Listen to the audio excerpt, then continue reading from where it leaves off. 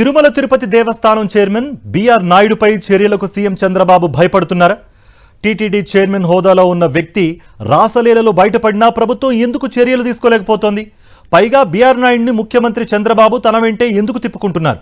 ఇవే ప్రశ్నలను గత కొంతకాలంగా అడుగుతున్న వైఎస్ఆర్సీపీ బిఆర్ నాయుడుపై చర్యలు తీసుకోవాలని డిమాండ్ చేస్తూ రాష్ట్ర వ్యాప్తంగా నిరసనలు తెలియజేయడానికి సిద్ధమైంది. తిరుమల అత్యంత పవిత్రమైన పుణ్యక్షేత్రం. ప్రపంచవ్యాప్తంగా ఉన్న హిందూ భక్తులంతా ప్రతినిత్యం కొలిచే దైవం కొలువైన ప్రాంతం అది. అలాంటి అపురూప ఆధ్యాత్మిక క్షేత్రంలో తిరుమల తిరుపతి దేవస్థానానికి చైర్మన్ గా వ్యవహరించే వ్యక్తి కూడా అంతే పవిత్రతతో ఉండాలి. అనునిత్యం ఆ దేవదేవుని నామస్మరణతో ఉంటూ అక్కడకు వచ్చే కోట్లాది మంది భక్తులకు ఎలాంటి అసౌకర్యం కలగకుండా చూసుకోవాలి.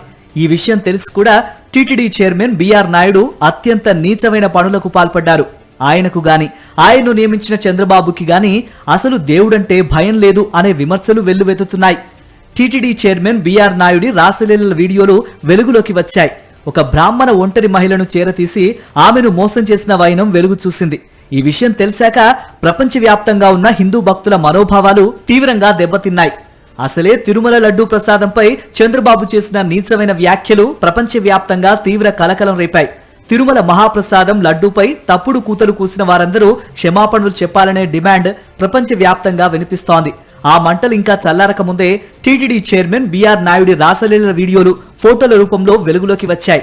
ఆ వీడియోలు బయటకు వచ్చాకైనా బిఆర్ నాయుడు సిగ్గుతో తలదించుకుని చైర్మన్ పదవికి రాజీనామా చేసి ఏడుకొండలు దిగి వెళ్లిపోవాల్సింది.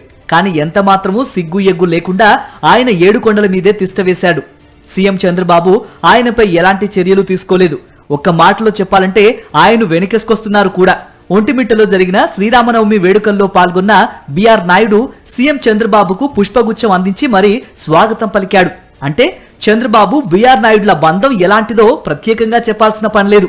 ఈ నేపథ్యంలో బిఆర్ నాయుడుపై చర్యలు తీసుకోవాలని మరోమారు గట్టిగా డిమాండ్ చేస్తూ శనివారం నాడు అన్ని వెంకటేశ్వర స్వామి ఆలయాల్లో ప్రత్యేక పూజలు చేయాలని నిర్ణయించింది వైఎస్ఆర్సీపీ. బిఆర్ నాయుడు లాంటి కలంకితుని వెనకేసుకుని రావటం ద్వారా చంద్రబాబు హిందూ సమాజానికి ఏం చెప్పదలుచుకున్నారు? వ్యక్తిగతంగా అనైతిక కార్యకలాపాలకు పాల్పడేవారు స్వామి ప్రతిష్టను, హిందూ ధర్మాన్ని కాపాడగలరా అనే ప్రశ్నలు భక్తుల నుంచి వస్తున్నాయి. బిఆర్ నాయుడికి తిరుమలలో అడుగుపెట్టే అర్హత ఎంత మాత్రమూ లేదని ఆధ్యాత్మికవాదులు స్పష్టం చేస్తున్నారు. అయినప్పటికీ చంద్రబాబు పట్టించుకోకపోవడంతో వైఎస్ఆర్ కాంగ్రెస్ పార్టీ నిరసనలకు దిగుతోంది.